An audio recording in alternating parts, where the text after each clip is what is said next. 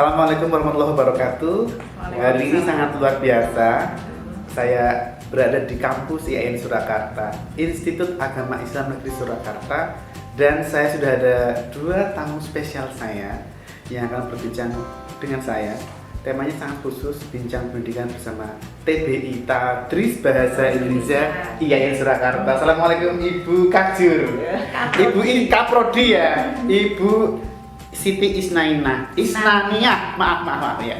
Oke, dan yang satu ada Mas Afrizal Mufti ya. Ini beliau itu sudah pakai selempang duta bahasa Provinsi Jawa Tengah. Sehat-sehat semuanya ya. Alhamdulillah. Ya, terima kasih, saya sudah disambut dengan sangat luar biasa. Oke.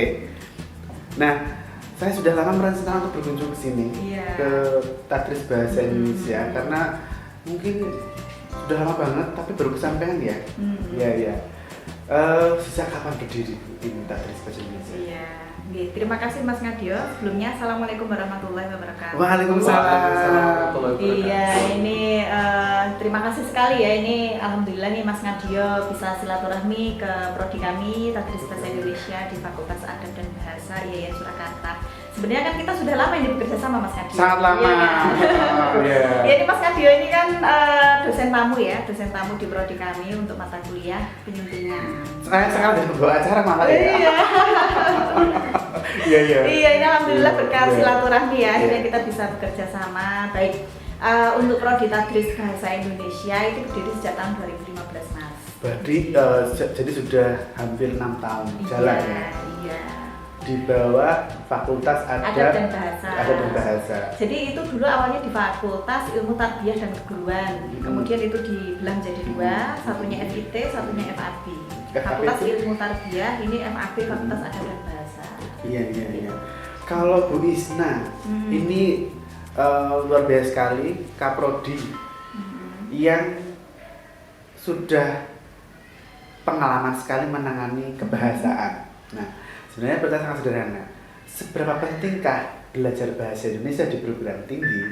Oh ya, penting sekali nih Mas. Karena bahasa itu juga tidak hanya semacam alat komunikasi, pemersatu bangsa, tapi juga bisa sebagai semacam diplomasi budaya. Iya. Ya. Karena nanti kita ada tamu ya, Oh, iya. bahasa asing ya. Iya. Nah, gimana? Seberapa pentingnya? Jadi begini, mungkin saya cerita sejarah juga ya, berawal dari sejarah. Itu saya di Jangan lupa sejarah. Iya. Ini ada sejarah teman-teman juga ini. Jadi sejak di IAIN itu 2006 saya Mas, 2006. Ya? Iya, 2006 itu saya merasa sendirian itu. Di sini? Iya, ini di sini jadi dosen bahasa Indonesia. Saya 2006 tuh baru masuk kuliah. Iya. Ini senior saya jauh. 2006 sampai 2015 itu merasa sendirian. Jadi sebagai dosen bahasa Indonesia itu di MKU berarti ya, mata kuliah umum. Dulu belum ada prodi Tadris? Belum. Kemudian ada tambahan CPNS itu ada Bu Dian, kemudian Bu Ellen, Pak Andi, kemudian Bu Rosita. Nah itu yuk kita mendirikan prodi bahasa Indonesia. Alhamdulillah kayu bersambung ya. Kita menyusun proposal. Proposal itu kita susun karena kita sudah konsep lama. Kita susun selama 1 minggu, kemudian kita ajukan ke Kemenak. Alhamdulillah kita kawal juga 2 bulan itu turun. Iya, karena turun apanya? Turun SK. Oh iya. Dan luar biasanya itu kebanyakan kita emak-emak Mas. Jadi semuanya produktif. Jadi Justru produktif. kekuatan perempuan itulah yang luar biasa. Kekuatan emak-emak ya. Emak-emak dosen. The power of emak-emak ini ya. Emak-emak luar biasa. Jadi di ranah publik insya Allah oke, kemudian di ranah domestik juga oke. Karena memang produktifnya juga, misalnya kayak Bu Rosita ini saya cerita. Ketika menyusun prodi ya, mengonsep prodi ini beliau sedang hamil kemudian melahirkan anak pertama. Kemudian ketika kita menyusun akreditasi, itu melahirkan anak kedua. Ketika visitasi, melahirkan anak ketiga. Jadi memang kita isinya emak-emak muda dan masih banyak punya anak kecil, tapi alhamdulillah produktif dan kita profesional dalam prodi ini. Iya. Ibu Isna ini menempuh S1 sampai S3 di UNS ya? Iya. Pendidikan Bahasa Indonesia? Iya, lurus. Oke. Dan di sini mengajar mata kuliah jurnalistik Ibu ya? Jurnalistik. Kalau yang mata kuliah apa saja? Mata kuliah di sini jadi begini. kita punya prodi kita itu punya profil lulusan utama dan profil lulusan tambahan. Untuk profil lulusan utama itu kita pengennya menghasilkan calon guru bahasa Indonesia, kemudian ada calon peneliti sama calon wirausahawan di bidang pendidikan bahasa Indonesia. Nah, untuk profil lulusan tambahannya itu salah satunya memang untuk menjadi jurnalis. Ada jurnalistik, kemudian ada penyuntingan, ada kepenyiaran, ada mata kuliah BIPA ya. Nah, apa itu BIPA? BIPA itu nanti kita akan menghadirkan mahasiswa asing juga. Iya, penyuntingan juga ada nanti dengan Budian. Jurnalistik ini alhamdulillah kita sudah bekerjasama dengan 2 media di Surakarta. Itu ada Solo Pos sama Radar Solo Jawa Pos. Ya, jadi media cetak elektronik juga. Jadi itu kampusnya di awal. Satu lagi dengan Dio Media. Oh iya. Ada medianya. Dio Media itu masuk penyuntingan. Oh iya. Ya Mas Dio kan dosen tamu di mata kuliah iya, penyuntingan. Betul. Iya. Oke.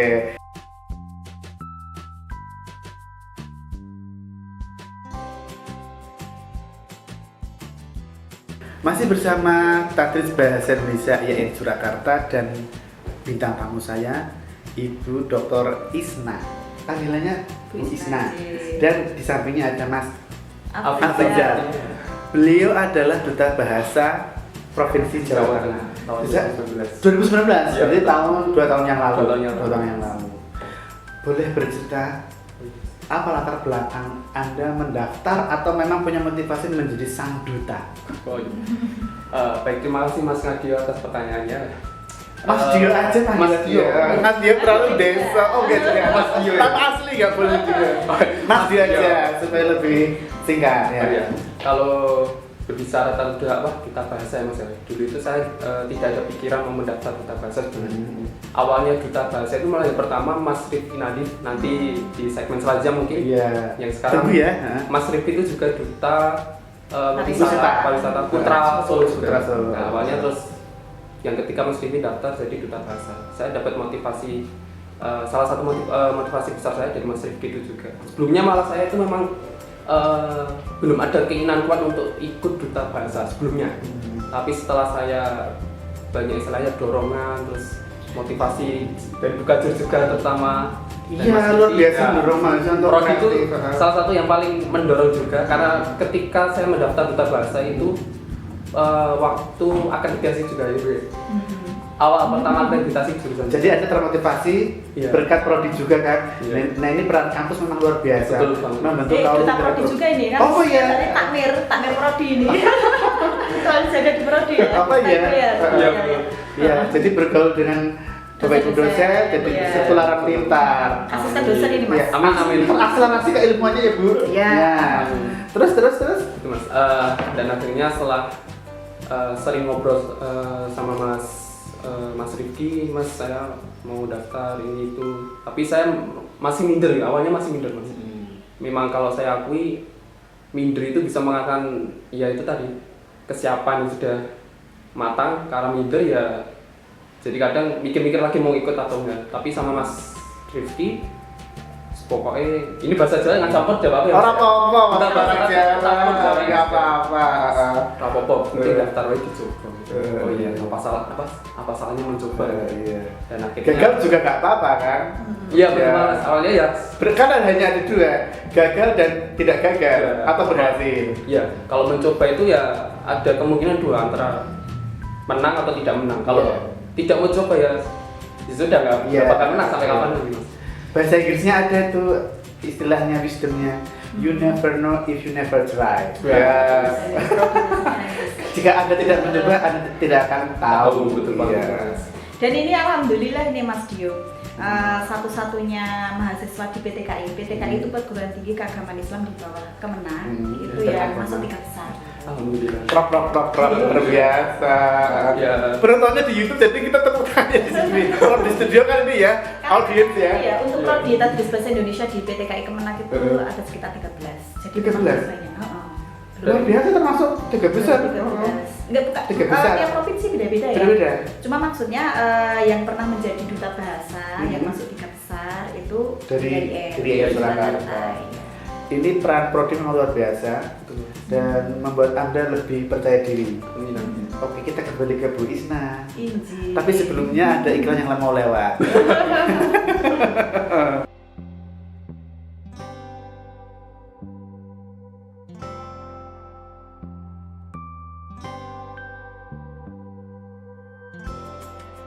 Masih bersama Tadris Bahasa Indonesia IAIN Surakarta di Bincang Pendidikan bersama penerbit Media, dan juga ada Ibu Isna dan Mas Afrizal. Sekarang ke Bu Isna, Ibu Kaprodi. Di mata kuliah pilihan ya, jurnalistik termasuk mata kuliah pilihan. Iya. Ini penting sekali bagi mahasiswa yang ingin menggeluti bidang jurnalisme. Seberapa pentingkah jurnalistik itu disampaikan, diajarkan kepada mahasiswa? Ini memang mata kuliah pilihan ya Mas, di samping ada MIPA, penyiaran, kemudian satunya lagi kepenyiaran. Ya. Jadi memang kita sudah kerjasama dengan Radar Solo dan Solo Pos. Jadi kalau di awal itu kan mereka mendapat mata kuliah teori. Nah, teori itu nanti mereka observasi ke media-media, ya, apa yang bisa didapatkan dari mereka, field trip lah ya, field trip ke media-media. Kemudian kan tidak hanya dari teori, mereka juga cara kerja wartawan itu seperti itu. Tidak hanya teori, mereka juga tahu praktek kerjanya itu seperti apa, kemudian tahu juga kode etik jurnalistik. Jadi kan tahu misalnya, ini ada, misalnya kan kadang orang tahu ya, ini wartawan buntrik, wartawan amplop. Mereka harus tahu itu, ternyata nggak boleh ya kalau dalam dunia jurnalistik itu kita menjadi wartawan buntrik atau wartawan amplop, nggak boleh misalnya.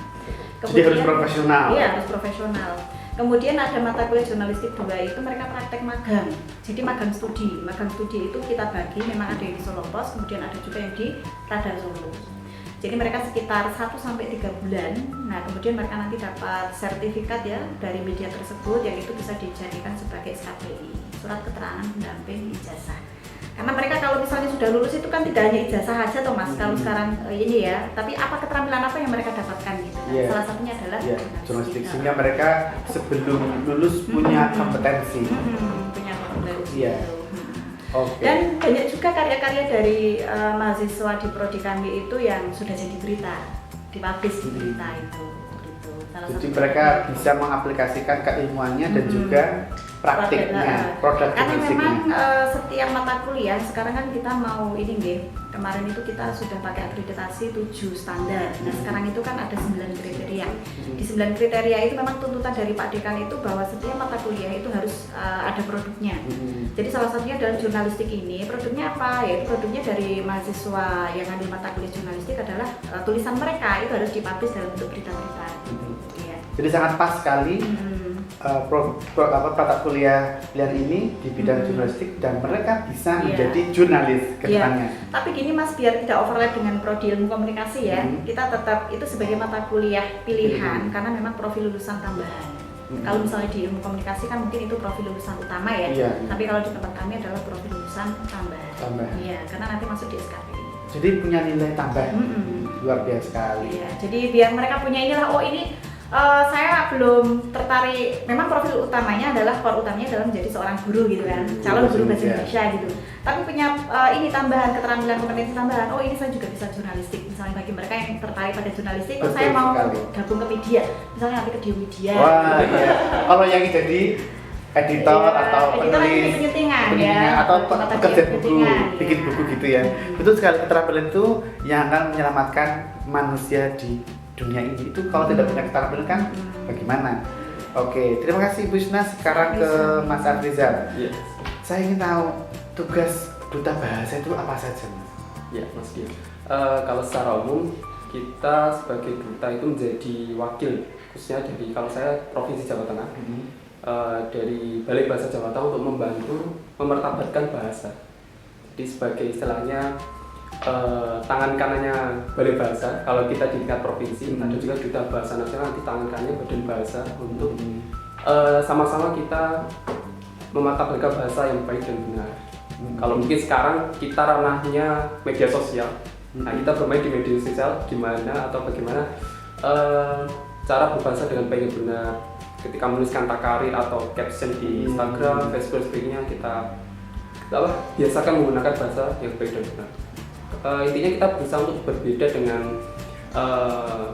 istilahnya pemuda pada umumnya yang mungkin masih asal-asalan dalam menggunakan bahasa. Ya kita sebagai duta bahasa memberikan teladan contoh anak milenial juga bisa baik dan benar dalam menggunakan bahasa Indonesia. Kadang malah kalau saya pribadi mau menulis takarir atau caption di Instagram itu sering buka KBBI malah. Oh iya, supaya tepat ya. Tepat bahasa yang kita gunakan. Karena kita juga menjadi figur juga nanti di masyarakat media sosial maupun masyarakat secara umum di lingkungan kampus atau mungkin di masyarakat. Iya, benar sekali Mas Abdul dan juga teman-teman yang menonton tayangan ini bahwa bahasa memang sangat penting. Kata Hitler, bahasa itu bisa menaklukkan dunia. Betul, itu peran bahasa.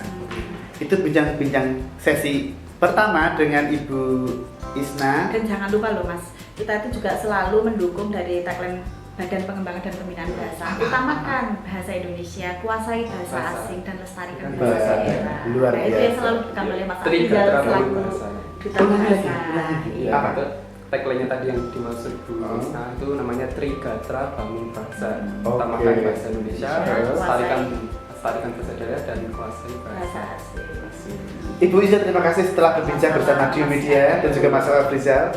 Sampai jumpa lagi ya. Oke. Silaturahmi tetap jalan. Tetap jalan supaya hidup kita lebih bermakna dan kita lebih produktif. Penting sekali. Iya. Kita masih bersama Bincang Pendidikan bersama TPI Tadris Bahasa Indonesia IAIN Surakarta di segmen selanjutnya.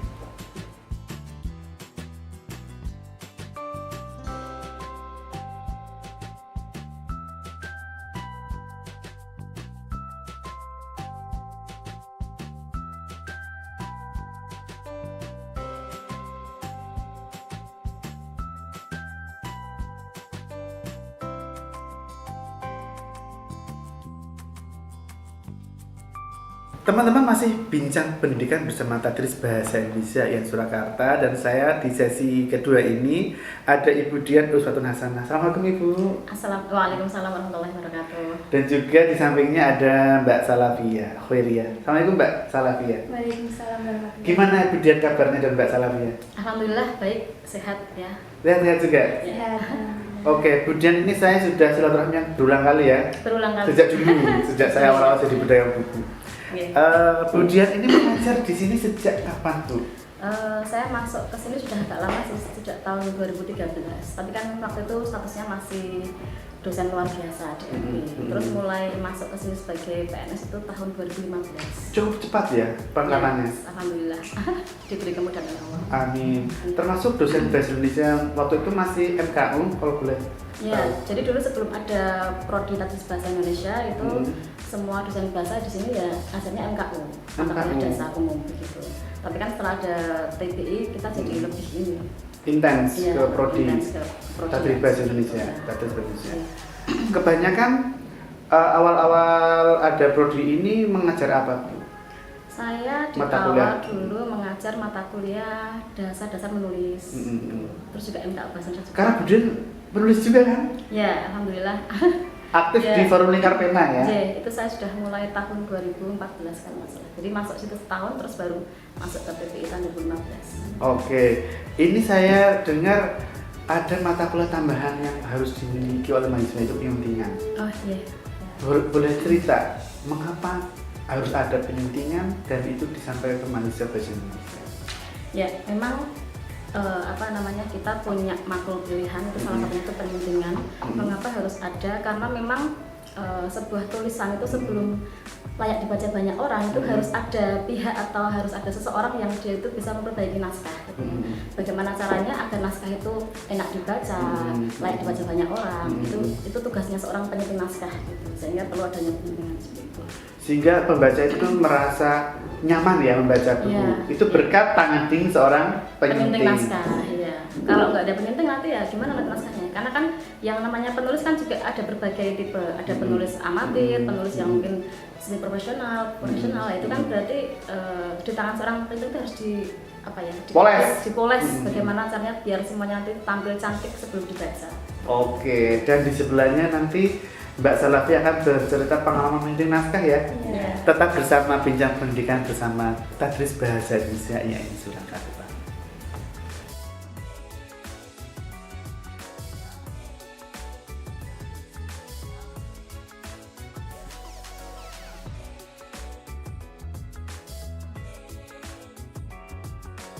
Teman-teman Dio Media masih bersama Tadris Bahasa Indonesia IAIN Surakarta dalam Bincang Pendidikan khusus untuk membahas peran penyuntingan di mata kuliah pilihan ya Bu ya.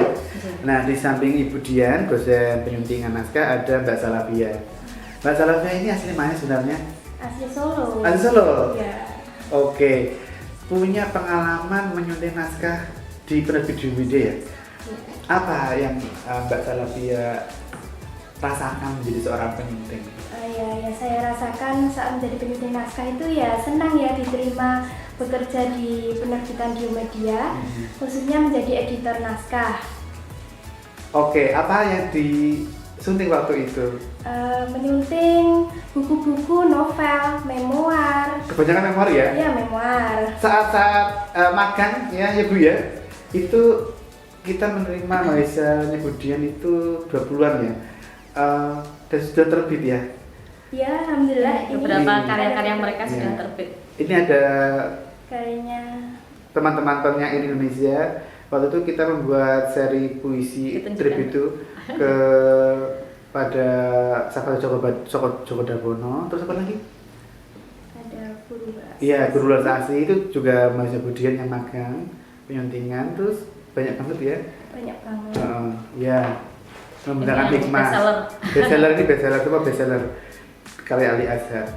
Kalau Mbak Salafia ini punya cita-cita jadi editor nggak atau penyunting sejak dulu? Iya, saya ingin menjadi editor, bahkan saya ingin menjadi seorang penulis. Jadi penulis dulu atau editor dulu keinginannya? Dua-duanya? Dua-duanya bareng gitu. Bareng, Ini. ya ya. Apa tantangan menjadi seorang editor yang Mbak Salafia rasakan? Tantangannya ya kita harus lebih sabar, lebih teliti saat meneliti naskah itu. Karena ya itu kan naskah mentah ya, jadinya kita harus menyunting itu per huruf gitu. Per kata.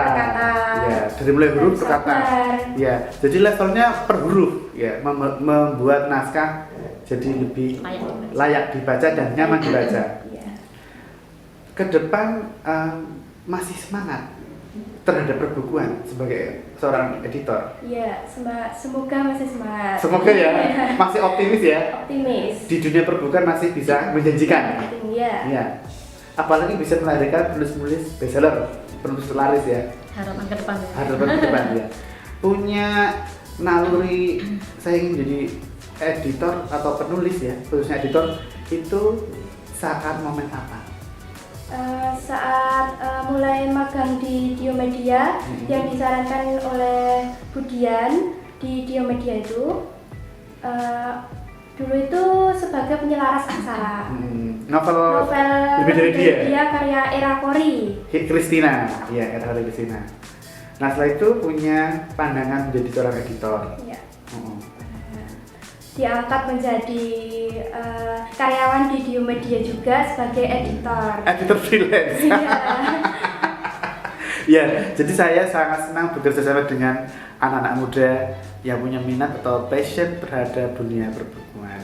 Mbak Salafia, terima kasih bincang-bincangnya. Untuk Budian ini yang paling esensial sebenarnya kelak seorang penyunting naskah ini nanti seperti apa? Esensi dan juga tugas utama selain yang tadi disampaikan harus meneliti naskah, memulai naskah supaya enak dibaca. Mungkin ada tambahan lagi supaya teman-teman yang nonton ini punya apa ya, semacam wawasan baru terhadap dunia penyunting. Ya, jadi kalau menurut saya pekerjaan sebagai penyunting itu tidak lekang memakan waktu ya. Iya. Karena kan meskipun mungkin sekarang eranya online, e-book itu kan tetap harus butuh tenaga penyunting juga. Iya. Gitu. Jadi saya pikir tidak akan ini kehabisan Hilang. tenaga pekerjaan. Iya, juga tidak akan mungkin. hilang, tidak mungkin. Gitu.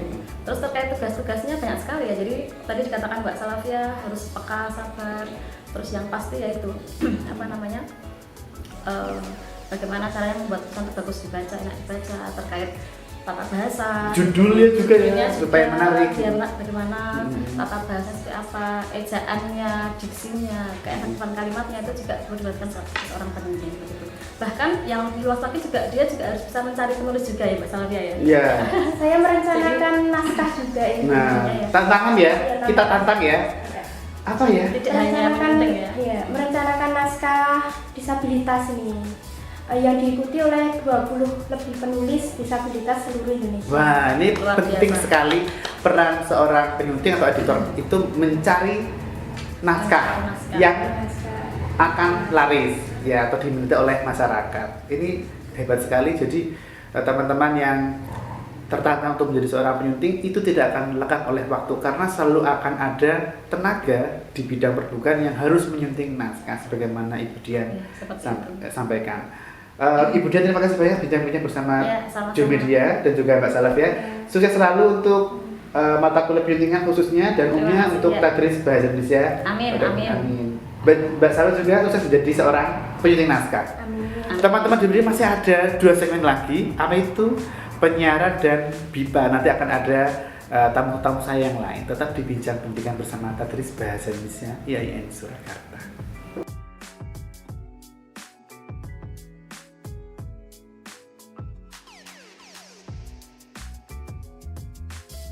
Masih bersama Tadris Bahasa Indonesia IAIN Surakarta dan sekarang saya bersama 3 apa ini ya? Ada dosen, ada mahasiswa. Wah ya, kita akan bincang-bincang. Yang pertama di samping saya ada Ibu Sri Lestari, Magister Pendidikan. Assalamualaikum Ibu, cantik sekali. Waalaikumsalam warahmatullahi wabarakatuh, Mas Dio. Iya, Bu Sri Lestari panggilannya Bu siapa? Bu Tari ini mengampung mata kuliah pilihan kepenyiaran ya. Selain kepenyiaran apa Bu yang diambil di sini? Saya di teori sastra. Teori sastra. Di sejarah sastra, apresiasi puisi, apresiasi prosa. Oke, prosais, cerpenis dan sebagainya semuanya ya. Maka memiliki keterampilan berbahasa yang bersifat komunikatif supaya publik juga mengetahui dengan pasti message atau pesan yang disampaikan penutur gitu kan ya. Nah, ini pentingnya di penyiaran atau kebahasaan. Mengajar di sini sejak kapan Bu mengajar di sini? Sejak 2019 masih baru saya. Baru. Tapi sudah berkiprah luar biasa. Sebelum di sini saya di UMS. UMS ngajar di sana ya? Iya. Oke. Bu Tari ini memilih concern di bidang kepenyiaran. Nah, ini sudah ada 2 Mbak cantik dan Mas ganteng. Mbak Agustika Dwi Safira. Assalamualaikum Mbak. Waalaikumsalam. Asli mana Mbak? Panggilannya siapa ini? Tika aja. Mbak Tika asli mana? Saya asli Seragen. Seragen ya? Iya, betul sekali Seragen Dina. Ya. Semester berapa di sini? Semester 8 sekarang. Berarti mau OTW lulus ya? Iya, doakan. Mau ujian semprot ya. pekan ini atau pekan depan? Pekan depan Oke. dari Rabu. Ya teman-teman, ini ada Mbak Tika. Beliau ini semester 8 dan mau seminar proposal ya. Iya. Tapi sebentar lagi akan wisuda. Iya. Tapi sebelum wisuda kita mau tanya-tanya. Suka kepenyiaran ya? Suka? Iya. Gara-gara suka dengerin radio atau dengerin podcast? Dulunya itu saya suka kepenyiaran itu sebenarnya udah dari SMP SMA. Itu karena orang tua saya kan yang namanya orang desa kan suka dengerin radio gitu ya Mas ya. Kok kayaknya asik ya jadi penyiar gitu. Dan itu udah mulai kayak gimana sih caranya jadi penyiar itu gimana gitu. Dan kebetulan kuliah di sini ketemu Bu Tari ya, difasilitasi. Iya, ada jurusan bahasa Indonesia dan kebetulan saya SMA itu juga jurusannya bahasa gitulah. SMA bahasa? Iya, bahasa. Kan ada IPA, IPS sama bahasa. Beruntung. Saya bahasa. Beruntung Anda punya program SMA yang ada bahasanya karena kan mempelajari banyak bahasa di sana ya. Benar. Ada beberapa bahasa SMA 1 Kumolo. SMA 1 Kumolo. Iya. Kemudian mulai iseng-iseng dulu atau langsung ke radio? Untuk jadi penyiar sih sebenarnya atau latihan-latihan di media sosial ngepoin gitu terus iseng-iseng follow penyiar-penyiar kayak gitu terus penyiar lokal atau lokal sih ya daerah sini aja kayak gitu terus yang sering Anda dengarkan radio apa sejak kecil sama sekarang? Sejak kecil lebih seringnya Solo FM itu ya. Solo FM. Iya, tapi ya kadang random aja sih soalnya kan kalau bosan tinggal ganti-ganti gitu kan ya Mas. Oh iya. Berarti otomatis suka dengerin musik ya? Wawasan seorang penyiar kan pasti harus banyak musiknya, pengetahuan yang lain juga. Dan saya ingin tanya ke Bu Tari, sebenarnya kepenyiaran ini memiliki fungsi apa untuk prodi bahasa Indonesia itu sendiri? Fungsi dan juga kayak semacam, kok ada sih mata kuliah pilihan penyiaran? Biasanya kan di Fakultas Komunikasi. Iya. Terus Mas, karena kita kan memang menyiapkan guru bahasa Indonesia ya awalnya ya Mas ya. Tapi selain itu juga agar mereka itu paham bagaimana cara menjadi penyiar yang baik ya. Selain ini fokusnya ke penyiaran praktek maupun teori, juga ada relevansinya dengan pembelajaran bahasa nanti di sekolahan gitu loh. Salah satunya cara membaca berita, kemudian iklan, kemudian apa lagi ya? Voice over. Iya, terus itu masuk ke periklanan juga. Nggih, bikin iklan-iklan itu ya Mbak ya. ILM itu. ILM itu kan juga diajarkan di SMP maupun SMA. Jadi arah mereka nanti seandainya tidak menjadi guru ya bisa jadi penyiar gitu kan. Tapi kalau jadi guru pun dia juga bisa mengajarkan anak SD maupun SMP maupun SMA untuk arahnya ke sana. Ke sana ke penyiaran. Saya juga punya cita menjadi seorang penyiar. Saat itu saya suka dengan radio, terus saat SMP kalau ke sawah ya mencari rumput tuh bawa radio. Nyanyi di pinggir jalan di sawah gitu. Dan punya pengalaman menelpon radio lewat wartel zaman dulu. Terus kirim saran dan juga request lagu. Ya, nanti kita akan ke Mas Rifki. Bu Tari kita jeda dulu bersama teman-teman yang menonton. Tetap terus tonton tayangan ini bersama Tadris Bahasa Indonesia IAIN Surakarta.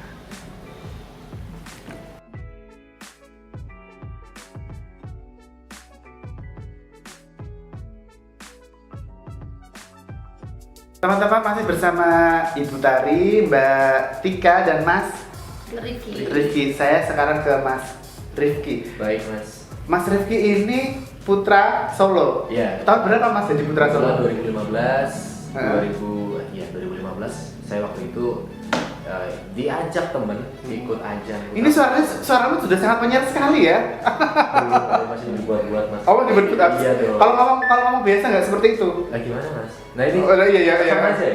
Karena mungkin sudah setel otomatis menjadi seorang penyiar ya, jadi kan terbawa atau seperti itu memang? Ya gini Mas, saya kalau ngomong dulu emang suaranya nggak gini. Cuma nggak tahu kenapa sering-sering terus ikut pelatihan di penyiaran sama Bu Tari juga sama teman-teman. Terus akhirnya bisa ngebahas kayak gini Mas. Awalnya enggak?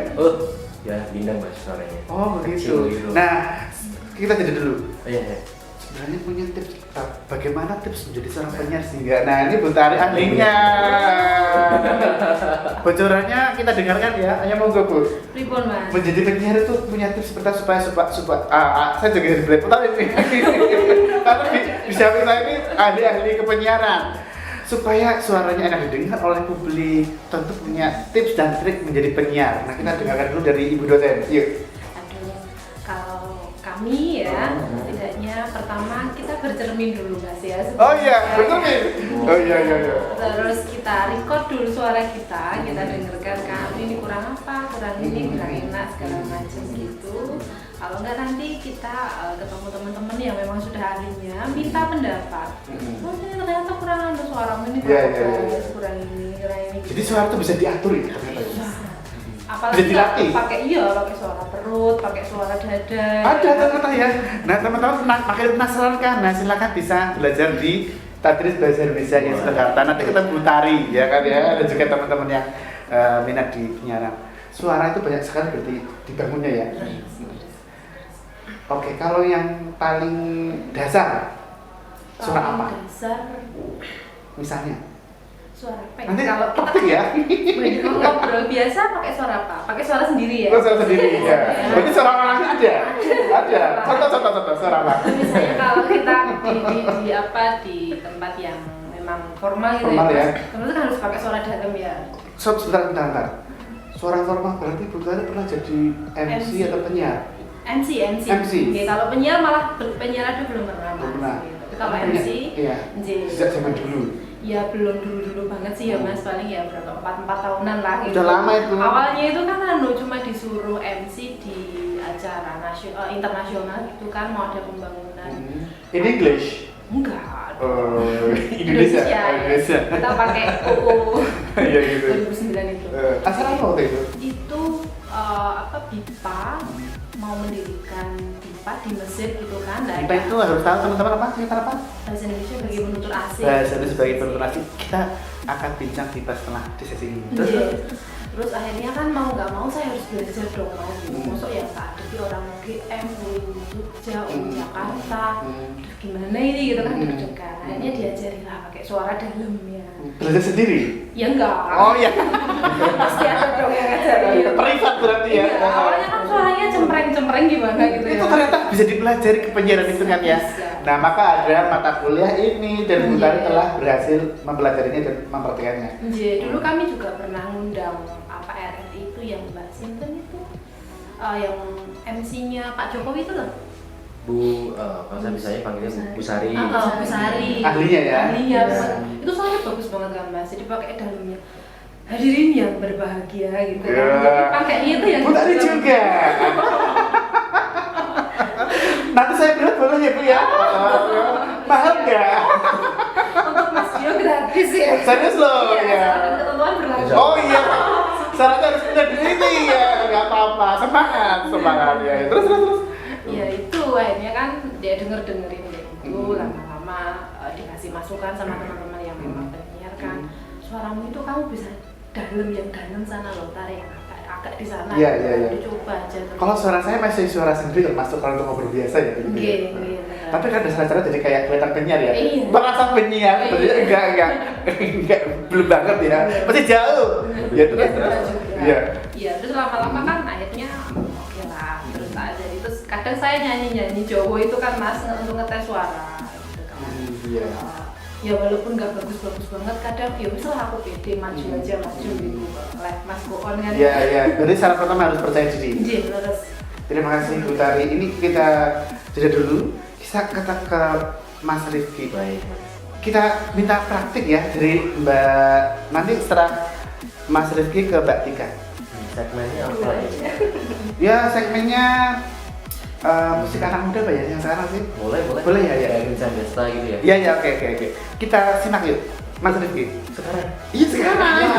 Kita kasih bocoran sedikit saja kalau apa. Contoh menjadi penyiar. frekuensi berapa tuh? Mau frekuensi berapa? 200, 300, 300 satu jam. Wah. Nokia itu apa namanya sewa mobil Mas. Saya mobil oke. Kita hitung ya. Iya. Mas Rifki nanti langsung tandem ya. Ini kayak 105,5. 105,5. Kemana aja? 100. Nah, biar aku iman kan? Oke. 105 aja. 105. 105 Pak. Ya, Oke. saya beli apa ya? Bu Tani dosennya. Pemirsa, kita saksikan contoh menjadi penyiar bersama Rifki dan Tika. 1, 2, 3. 105 FM, kembali lagi barengan aku Rifki dan Tika Safira. di acara Senja Sore dan barengan musik-musik yang akan kamu dengerin sore hari ini tentunya di 105 FM. Tika, Iya. gimana nih apa pembahasan yang lagi viral di sini? Wah, ini kayaknya teman-teman lagi viral dengan musik-musik ya. Iya, betul sekali, musik-musik barat, musik-musik senja-senja seperti itu Nah, ya. 420, Iya, betul suara, sekali. gitu ya. Tulus, nah. Oh iya Tulus. Itu Kamu Tulus nggak sama aku? tulus banget dong. Gitu. Apanya? Apa ya? Nah, itu lagi tulus itu enak banget loh buat Oh. didengerin Oh, pas lagi dengerin. ngerjain tugas gitu. Adaptasi Iya. gajah. Iya, betul banget. Ya. Kamu suka Tulus dari pertama dia keluar ya? Sama Enggak sih, single aku baru-baru aja Baru-baru sukanya. aja. Iya. Oke, di mana kamu mendengarkan ini, sahabat pendengar, kami masih menemani kamu tentunya di 105 FM bersama aku Rifki dan Tika Safira. Prok, luar biasa sekali. Nah teman-teman, serukan menjadi seorang penyiar. Udah lama nggak siaran sih ya. Oh iya. udah lama ketemu sama cewek. Oh Iya, iya, bener luar banget. biasa. Dulu partner pewara ini Iya. kita. Di mana itu? Di IAIN, acara IAIN IAIN juga, betul. Oh itu di radionya atau di apanya? Enggak sih, acara di TBI ya. TBI. Lebih tepatnya acara-acara Iya. kita di sini. Memang komunikasi itu dalam bentuk lisan sangat-sangat luar biasa. Penting Iya. sekali. Bu Tari, terima kasih banyak telah hadir di Bincang Pendidikan. Dan juga Mbak Tika, terima kasih banyak Mbak Tika, luar biasa sekali. Dan juga Mas Rifki. Sama-sama. Oke, masih ada satu segmen lagi, yaitu BIPA, Bahasa Indonesia untuk Bagi penutur asing. bagi penutur asingnya. Oke, kita jeda dulu sampai nanti di segmen selanjutnya yang paling kita tunggu karena ada bintang tamu saya, seorang dosen juga mahasiswa asing dari Universitas Bahasa Indonesia IAIN Surakarta. Tetap di Bincang Pendidikan bersama Dio Media.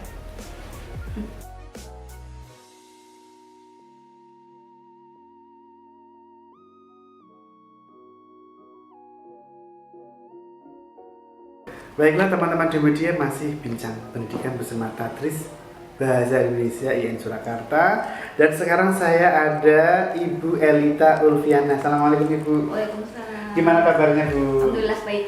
Di sini mengajar BIPA ya? Ya, bahasa Indonesia untuk penutur asing. Bahasa Indonesia untuk penutur asing. Saya sangat respect terhadap pembelajar bahasa asing. Tentu di sini banyak mahasiswa asing yang kuliah di sini dan penting sekali diajarkan mereka Iya. bahasa Indonesia agar mereka bisa komunikasi dengan masyarakat, dengan dosen bisa berbahasa Indonesia. Iya.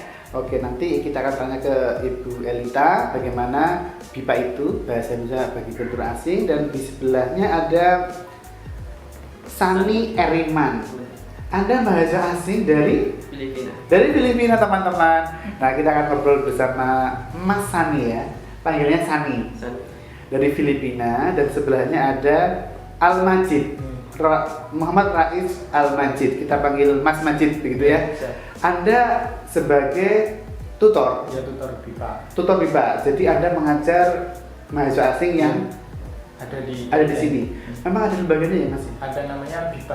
BIPA itu semacam lembaga training pelatihan untuk mahasiswa asing gitu. Iya. Sebelum mereka kuliah atau saat awal-awal kuliah? Saat kuliah. Jadi ngikut sama Ngikut.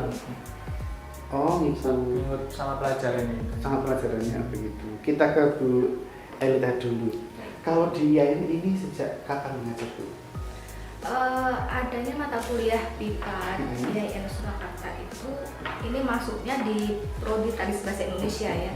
Itu tahun 2016 itu sudah masuk di semester 4 dan 5. Jadi di Prodi Tadis Bahasa Indonesia itu ada mata kuliah BIPA itu ditempuh 6 SKS. 6 SKS? Iya. Cukup banyak ya? Iya.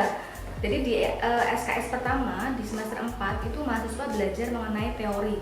Ya, jadi mereka itu dibekali dulu teori, metode, teknik pengajaran. Kemudian di semester 5 mahasiswa sudah mulai praktik, jadi terjun langsung. Itu makanya tahun tahun 2017 awal atas surat keputusan dari rektor, akhirnya IAIN ini dapat membentuk atau mendirikan BIPA IAIN Surakarta.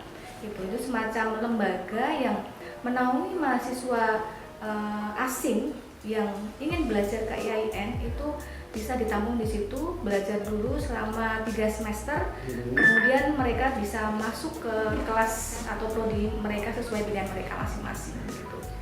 Oke, kemudian yang ingin saya tanyakan lagi adalah tentu mahasiswa yang belajar di sini belum bisa bahasa Indonesia dengan lancar ya. Betul. Kalau yang Ibu Elita hadapi, kebanyakan mereka punya ketertarikan belajar di sini karena aspek apa sebenarnya yang bayangan awal mahasiswa asing itu belajar di IAIN ini, aspek apa yang membuat mereka tertarik? Di sini tuh ada yang masih belajar di sini kurang lebih ada 27 mahasiswa. Dari Asia Tenggara atau dari beberapa Thailand negara? dan Filipina. Yang terakhir ada 4 dari mahasiswa Filipina dari Davao. Nah, itu waktu saya tanyakan apa yang membuat mereka tertarik untuk belajar bahasa Indonesia atau belajar keinginan mereka memilih IAIN Surakarta, itu adalah salah satunya lingkungannya yang agamis. Wah, Gitu. ya masyarakat religius ya. Iya, jadi solidaritas antar mahasiswanya itu sangat bagus gitu dibandingkan di tempat-tempat yang lain begitu. Jadi mereka merasa nyaman, merasa aman gitu berada di sini, dan itu menurut mereka adaptasinya itu tidak terlalu sulit karena situasi dan kondisinya hampir sama dengan di negara mereka. Gitu. Oke, begitu Ibu Elita, terima kasih. Kalau Mas Sani tahu Indonesia sejak kapan sebenarnya? Sebenarnya udah dari dulu sih. Ya, kebetulan pas SMA saya sekolahnya di Sekolah Indonesia Davao di Filipina. Di Filipina. Sekolah Indonesia. Sekolah Indonesia Davao. Itu sekolah tentang apa? Di bawah KJRI. Di bawah KJRI. Ya benar. Tapi Anda asli Filipina. Ya kebetulan ya saya tinggal di Filipina. Aslinya? Aslinya dari asli orang Indonesia. Tapi tinggalnya berkeluarga negaraan Filipina. Karena dari kecil ya orang tua pun sudah lahir di sana, sudah menetap di sana. menetap di sana. Oh begitu. Kemudian akhirnya memutuskan kuliah di IAIN. Ya alhamdulillah kebetulan dapat beasiswa. Wah, senang ya? Alhamdulillah. Oke. Awal-awal ke Indonesia bagaimana? Kesini dulu, kesininya. Ya kuliah enggak ini sih, ya, enggak apa ya, agak sempat mikir kalau saya bisa lanjut kuliah di sini. Apa bayangan Mas Sani tentang Indonesia secara umum saat sebelum ke sini? Bayangan Indonesia. Kalau mengenai Indonesia, saya dengar dari guru-guru sana, Indonesia tuh ya negaranya ya sangat luas, suku juga banyak, bahasanya dan agamanya juga sangat kuat. Iya. Dan acara kesopanannya juga gitu. Ya mungkin ya Indonesia terkenal dengan sopan santun ya. Oh, luar biasa. Saat di Filipina sudah tahu dikit-dikit tentang bahasa Indonesia? Tahu pas saya pindah ke sekolah Indonesia itu baru mulai belajar bahasa Indonesia. Tapi sebelumnya itu belum bisa sama sekali. Sama sekali. Anda menggunakan bahasa nasional Filipina ya? Kalau nggak bahasa Filipina mungkin ya kalau misalnya ketemu sama orang-orang lain juga yang dari luar ya mungkin menggunakan bahasa Inggris. So you can speak English well. Yes, but not really good. Oh, I think very good. Ya. Teman-teman di media, sekarang saya akan tanya ke Sani dari bahasa Filipina ya. Anda berarti di Indonesia selalu pakai bahasa Indonesia. Nah, saya ingin dengar Anda bicara pakai bahasa Tagalog. Mudah-mudahan belum lupa ya. Ya. Seperti ini. Saya senang belajar bahasa Indonesia di IAIN Surakarta. Ako nagpapasaya na magtuon ng Indonesian language dito sa IAIN Surakarta. Oh, luar biasa. Oke. Kalau bahasa Indonesia mulai lancar sejak kapan? Ya mungkin pas semester 2 udah lumayan lancar dikit sih. Tapi sebelum kesini sudah bisa bahasa Indonesia ya? Sedikit-sedikit udah bisa, tapi buat komunikasi sehari-hari itu masih agak ada mungkin ada sebagian kosakata yang belum saya pahami gitu. Oke. Tapi kalau buat saya itu belum pas semester 1 itu belum terlalu lancar. Anda sudah sangat lancar berbahasa Indonesia. Yes, alhamdulillah berdoa dari BIPA. Oh, berkat dari BIPA. Oke. Jadi teman-teman dari bahasa asing dari Asia Tenggara khususnya yang ingin belajar bahasa Indonesia bisa masuk ke BIPA dulu ya. Sambil jalan ternyata ya. Sambil kuliah sambil belajar bahasa Indonesia. Mas An, terima kasih. Kita ke Mas Majid. Anda mulai mengajar bahasa Indonesia di BIPA sejak kapan, Mas? Sejak materi dulu itu di semester 3, semester 4, 5 itu udah mulai mengajar. Mengajar. Saat Anda masih mahasiswa? Iya, saat saya mahasiswa. Anda ambil jurusan BIPA. BIPA, bahasa Indonesia. Itu angkatan berapa Anda mulai kuliah di sini? Angkatan ketiga ya. Ketiga. 2017 nanti. Setelah itu lulus kemudian sambil mengajar di sini sampai sekarang. Saya ingin tanya hal-hal yang paling menggemaskan, bukan menggemaskan ya, kayak semacam saya itu mengajar mahasiswa asing itu punya semacam kesenangan tersendiri, kemudian punya masalah tersendiri yang akhirnya saya punya ketertarikan dan juga rasa semangat atau passion mengajar mahasiswa asing ya yang belajar di sini, dan saya mengajar belajarnya kepada mereka. Ada hal-hal apa yang membuat Anda begitu bersemangat mengajarkan bahasa Indonesia kepada mereka untuk yang pertama bahasa Indonesia kan mau go internasional. Oh, nah ini catat ya. Salah satu upaya kita kan sebagai mahasiswa bahasa, apalagi bahasa Indonesia juga yaitu mengajar anak-anak mahasiswa asing. Nah, lucunya mereka itu ketika kita baru ngobrol atau ngomongin sesuatu kadang mereka cuma diem, kita ngomong. Jadi kita harus nggak cuma ngomong, tapi ada gerakan dari tangan kita atau memang media-media yang membuat mereka menjadi paham apa yang kita maksud gitu. Awal-awal mereka masih diem ya? Iya, diem. Karena mungkin ini bingung ya, masih mengalami shock culture dan shock bahasa karena ya awal-awal di sini. Tapi lama-lama bisa ya? Iya, malah jadi kayak sahabat. Perlu apa kita dampingi. Tapi nggak lupa bahasa Tagalog ya. Oh iya, nggak lupa juga. Satu lagi, kebanyakan mereka itu bisa lancar berbahasa Indonesia memakan waktu berapa lama, Mas Majid? Kalau berbicara, yang Anda amati sebagai tutor. Saya amati bicara ya mungkin 1 sampai 2 semester sampai 3 gitu ya. Cukup bisa lancar ya? Itu bicara. Tapi kalau untuk membaca udah sama cuma untuk menyusun kalimat atau kan kita kuliah itu kuliah kan kadang kita menyusun proposal atau makalah, nah seperti itu mungkin butuh waktu yang agak lama supaya bisa standar tulisan bahasa Indonesia. Mas Sani sudah lancar menulis bahasa Indonesia juga ya? Ya kalau menulis ya mungkin udah bisa, tapi kalau misalnya ya seperti yang disampaikan Mas Majid tadi, untuk menyusunnya itu ya kadang ya ada kalau diperiksa ya dari dosennya mungkin itu masih banyak kesalahannya dari susunannya gitu. Ya, kalau dari sekarang pertanyaan terakhir untuk Ibu Alita, Ya. tips belajar bahasa Indonesia untuk penutur bahasa asing itu apa saja Bu? Tipsnya yang pertama adalah mencintai dulu bahasa Indonesia. Iya, kita harus cinta bahasa Indonesia. Iya, karena kalau tidak suka dulu itu sulit ya. Sulit. Makanya kita di BIPA yang Surakarta ini salah satu yang menarik bagi mereka untuk belajar adalah memperkenalkan budaya Indonesia. Gitu. Jadi misalnya dengan teman-teman Thailand dulu, mahasiswa Thailand dulu, kita ajak mereka ke pasar tradisional, kemudian kita ajak ke tempat-tempat budaya seperti keraton, terus kemudian membatik dan sebagainya gitu.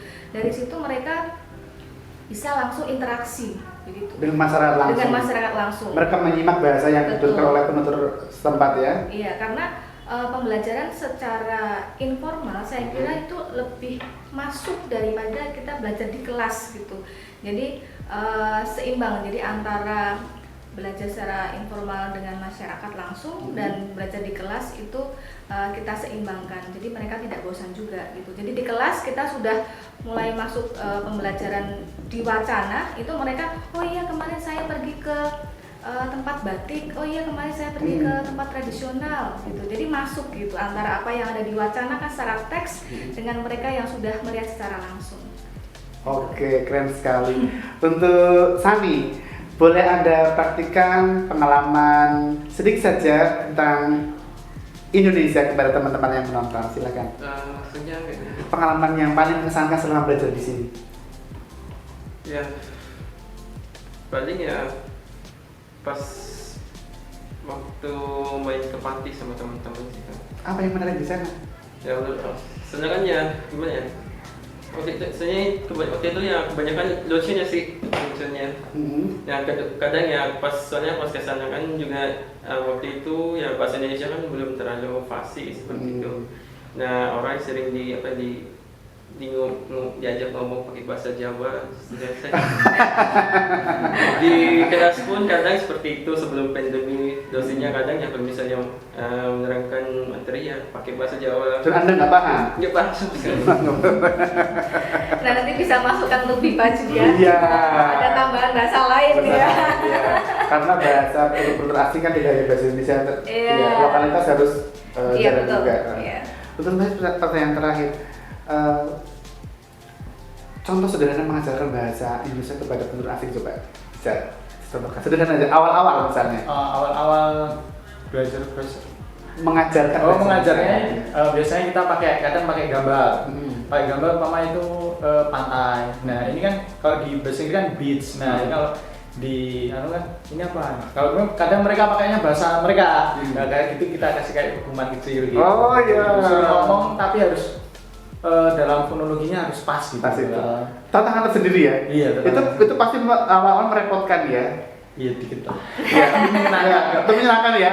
Karena mereka kita ajari supaya bisa lancar berbahasa Indonesia. Menarik sekali teman-teman untuk belajar bahasa Indonesia bagi penutur bahasa asing. Nah, teman-teman dari mahasiswa Asia Tenggara atau belahan dunia lain bisa belajar bahasa Indonesia di IAIN Surakarta. Khususnya di BIPA ya, ini program ini sangat membantu teman-teman untuk belajar bahasa Indonesia. Teman-teman, demikian bincang pendidikan bersama Tadis Bahasa Indonesia IAIN Surakarta. Terima kasih Ibu Alita, Sama-sama, terima kasih Sani dari Filipina, dan juga Majid dari BIPA IAIN Surakarta. Sampai jumpa di tayangan di media selanjutnya. Assalamualaikum warahmatullahi wabarakatuh. Waalaikumsalam. Waalaikumsalam.